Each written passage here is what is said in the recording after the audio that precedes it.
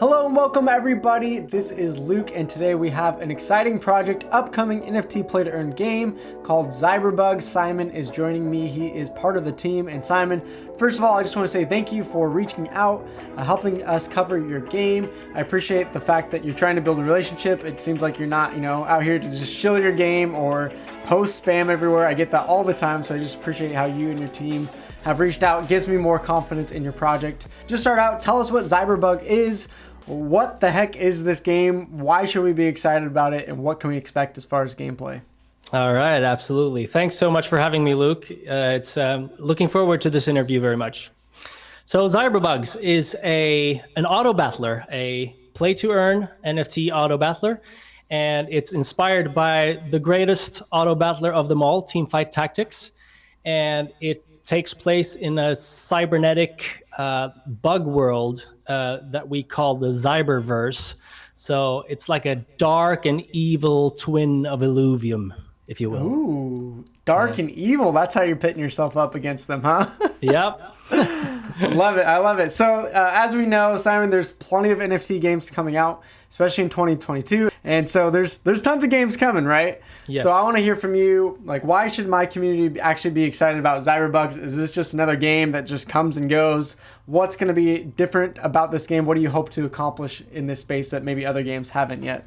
Well, let me ask you this, Luke. What if you were to look for a new NFT game, what would be the differentiating factor for you? What would you be looking for? I mean, the thing that I'm sick of is not finding games that are actually fun, right? I feel like a lot of games, they're like, hey, come learn about our token. Come learn about our NFTs. How are you going to get rich? And it's like, okay, all that is great, but if the gameplay sucks, if it falls flat, or sometimes, in these games, there's hardly really any gameplay involved at all. And that to me is frustrating because I want to have fun while I'm in this. Exactly. And what we see when we follow a lot of other games is that they get pretty far in the development process without revealing their gameplay at all. And we have chosen to do that differently. So although we're in super early stages of development, we are actually releasing a full gameplay reveal this week. It will be a YouTube video where we depict the entire PvP gameplay for every viewer to judge by themselves if they're going to like it or not. And that, we believe, we are very confident in our game being fun to play. So there will definitely be a lot of people that want to play our game because it's fun. Well, I'm excited. Yeah, I see that's one of your core values, especially on your pitch deck, that having that fun first thing. And I think that's important, while a lot of these games, yeah, there's people that will make tons of money off these games that aren't fun, but they're not going to last, right? And that's the thing. It's like, if they're not fun, then who cares if your token and NFTs go up? Once people stop playing, they're going to be worth nothing, right? So I'm glad that you guys are focusing on that. One other thing that I've noticed on your pitch deck here, as we've been talking, as I've been looking through it, is you guys chose the Cardano blockchain, which for me, even though I'm covering games, I don't really know. I can't even think of off the top of my head other Cardano play to earn games. We got Binance Smart Chain, we got Wax, we got Hive, we got Immutable X. So many of these different blockchains. Phantasma coming out. Why Cardano? Explain to me. Why did you choose this blockchain, and how do you plan to get gamers from maybe these other blockchains that they're used to and actually make the ship jumping the ship over to Cardano? How are you going to make that happen? Yeah, well, to answer your first question there, you sort of put your finger on it yourself there. There are not many games developing on Cardano, so we believe that the competition there is to our benefit much more. And the biggest downside we feel with Cardano is that it's not as far along as other blockchains, like Ethereum and all the layer 2 solutions like Polygon, Immutable X, Arbitrum, etc. But the future of Ethereum feels so uncertain at this point because there's the ETH 2.0 rolling out soon, and who knows what will happen at that point. Will Ethereum be good enough on its own, or will the layer 2 still be dominant, right? And because of that uncertainty, we felt like Cardano would be one other better option. And then there were a bunch of other factors that we weighed in that we thought was great. For instance, the community of Cardano. It's such a great community. We just love it. It's so supportive. It helps out in so many aspects. And one other thing is the native support of minting assets and burning assets. That actually means that the amount of smart contracts that you need to have a play-to-earn NFT game is very small. So that's one of the promising things we see too. And by the time we release our game, which will be late this year, we believe Cardano will be much further along than it is now too. Do you have plans for like being able to bridge people over from these other blockchains, or will people have to go out and buy Cardano, buy some ADA on the marketplace? What are your thoughts there? Well, we believe firmly that in about a year's time or a little less, that the blockchain will be much more mature, and it will be common to have a browser extension for Cardano, just like you have the MetaMask today, right? That's probably going to be as established at that point, we believe. And so in terms of bridging other people over from other blockchains, we believe that there will be bridges and all kinds of support for that at that point. So we're not too worried about that aspect. Cool. Well, hopefully that works out. I'm excited for that. And, first one on the Cardano out there, maybe play to earn game. Maybe we'll give you guys some traction. So that's pretty cool. And that's definitely unique. And hopefully that works out for you guys.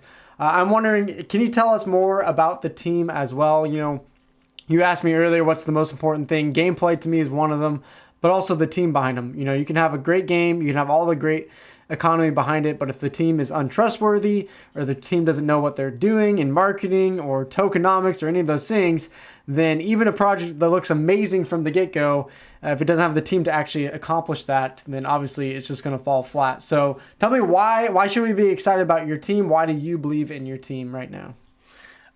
So our team right now, we are 3 founders that are working rigorously towards getting to start the development phase. And we don't have experience in working within crypto businesses since before. But other than that, we're all very experienced. We have 15 plus years of experience at what we do, all of us. And on top of that, we have a team of 6 people more that are going to join as soon as we launch the development phase. And we're bringing in talent from the likes of Google, Amazon Prime Video, and King, among others. And so these guys aren't ready to reveal themselves yet, but that will come. The 3 founders, we are, however, already revealed, and you can find everything you want to know about us in our Medium. So is this just like a little passion project with a few friends, and we're getting together just trying to make a game and get all this hype going for the play to earn space? Or is this a team that you hope to build out over time as you guys raise funds? Could this be jumping up to in a year or two some AAA level, or is this mostly like, hey, we should lower expectations to more of an indie team? Not that can't be a good game as well, but just give us like, what are your hopes and dreams for the team moving forward in these next year or two? Sure.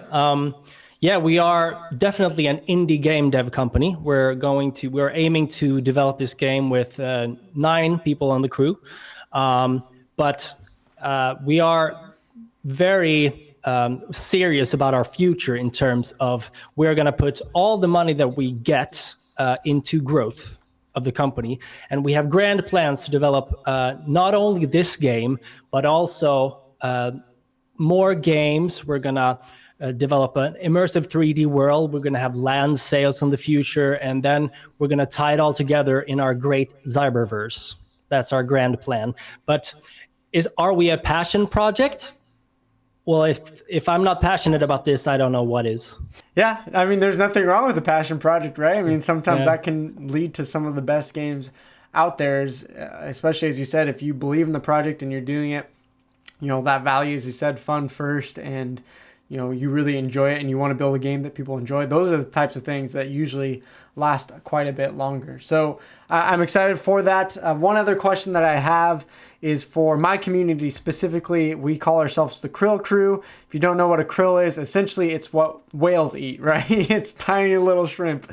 And so we're out here, we're the small investors. So for my community, for the Krills out there, is there going to be ways into this game? Is this going to be a game that, we're going to need thousands of dollars to buy up these NFTs and get started? What are your hopes as far as entries into these games?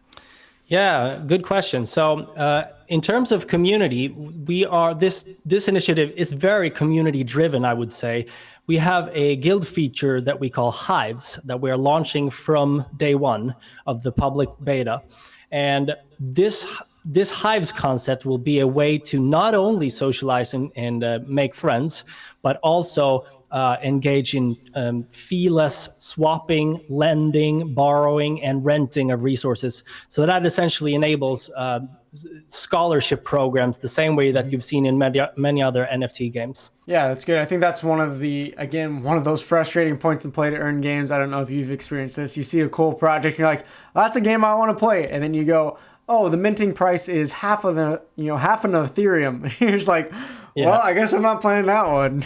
Exactly. Yeah, we're going to have native support for building and defining your hive as a scholarship hive, and then for players to search for and find that. And we're going to have a tutorial on inside the game that sort of refers player to that after they've completed the free-to-play practice modes.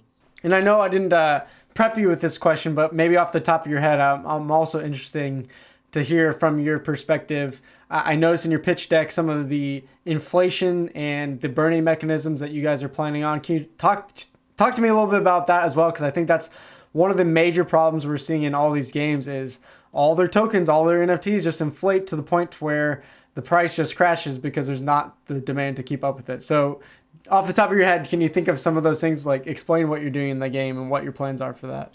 Absolutely. So I'd say the biggest thing out of the 6 or so things that we have planned for our sustainability solutions is that we're taking 80% of all the fees that are paid into the game and returning it back to the ecosystem one way or another. If it's inserted into the PvP rewards fund, or it's inserted into the ZiberVerse fund for future developments, or it's burned in place, or the last thing is that we actually utilize some of the fees to buy back our earning token and burning it. So that's one of the things that we do. Another is that we have some mechanics in place for reducing the NFT inflation. One of the most exciting ones would be death tournaments that allows you to enter a tournament organized by the game itself. And when you play, it's optional, of course. You can choose not to do it. But if you choose to enter and you don't win the entire tournament, your bugs will die permanently. Oh, wow. So the prizes will be grand, obviously, because you are putting so much at risk. But what it also brings to the table is that some NFTs will disappear along as you go, right? So, so the amount of bugs, the amount of NFTs will not just exponentially and constantly grow as we have seen causes problems in other NFT games. Yeah. That's cool. I'm excited to enter in a death tournament myself and lose all of my bugs because I'll probably get slammed. This has been a great interview. Can you just tell us some final details about your game? Where can people find more, join the community? Do you got some giveaways coming? Like what are some things that people can do right now? Yeah. So because we're still in very early stages, we have 2 campaigns running right now that I urge everyone to enter. The first one is a giveaway campaign where we give out 3 ancestor bugs. These will be similar to Origin Axes from Axie Infinity, the most sort of valuable and collectible out of all the in-game bugs that you can get. The other campaign that we have is a referral campaign.